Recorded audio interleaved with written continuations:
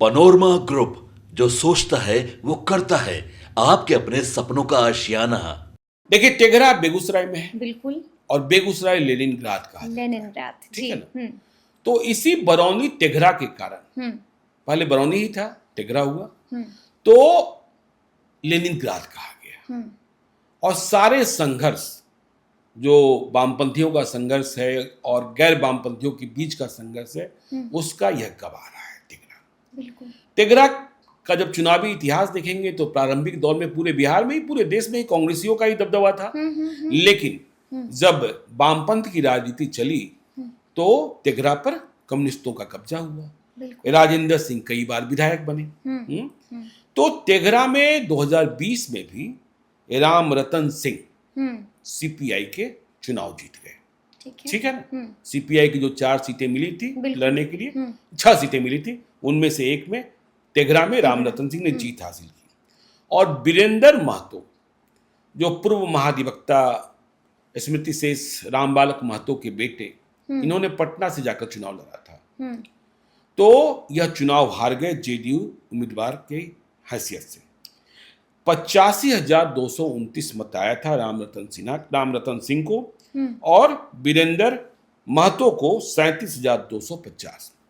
और जो चिराग पासवान का खेला चल रहा था ना, जी, चिराग मॉडल, तो ललन कुंवर, जो पुराने भाजपा के हैं, एक बार विधायक भी रहे हैं, वह एलजेपी के उम्मीदवार बन गए थे, वह भी करीब 29,000 मत लाए थे। हाँ। तो देखिए, अब इस सीट पर जेडीयू क्लेम करती है। ठीक है ना। सीपीआई से फिर से राम रतन सिंह होंगे। बिल्कुल। लेकिन ये जो वीरेंद्र महतो हैं, 2020 में जेडीयू के उम्मीदवार बने, यह 2015 में विधायक बने थे और आरजेडी के विधायक बने थे। अच्छा। सीपीआई को हरा दिया था। जी जी जी। तब सीपीआई महागठबंधन का हिस्सा नहीं थी।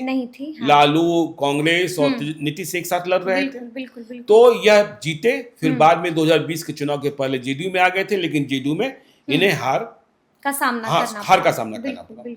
तो जेडीयू दावा कर रहा है, अब जेडीयू से वीरेंद्र महतो या एक भूमिपाल राय हैं, एक्स एमएलसी, लेकिन बीजेपी करे कि नहीं इस बार यह सीट हम लड़ेंगे। अच्छा। हाँ जी, बीजेपी करे इस बार यह सीट हम लड़ेंगे। यानी कि इस सीट पर टेंशन दिख रहा है। हाँ, इस सीट पर टेंशन दिख रहा है।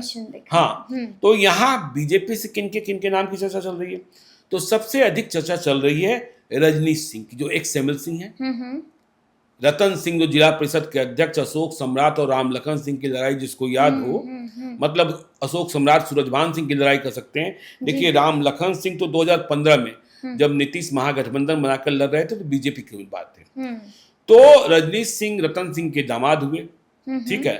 तो एमएलसी का चुनाव हार गए थे। तो ये बीजेपी के स्थापित नेता हैं और बीजेपी के मतलब राष्ट्रीय कमेटी में भी रहे हैं। उत्तर प्रदेश के चुनाव में भी इन्होंने महत्वपूर्ण भूमिका निभाई है।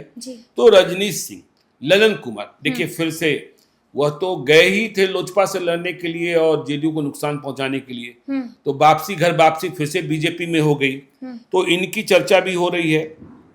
फिर देखिए कृष्णनंदन सिंह है, समझे, तो इनके बारे में भी है कि भाई ये भी दावेदारी कर रहे हैं।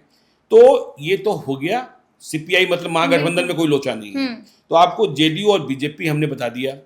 अब देखिए जनसुराज भी है जी, क्योंकि प्रशांत किशोर की नजर भी उन विधानसभा क्षेत्रों में ज्यादा है जहाँ ठीक ठाक सवर्ण आबादी है। बिल्कुल।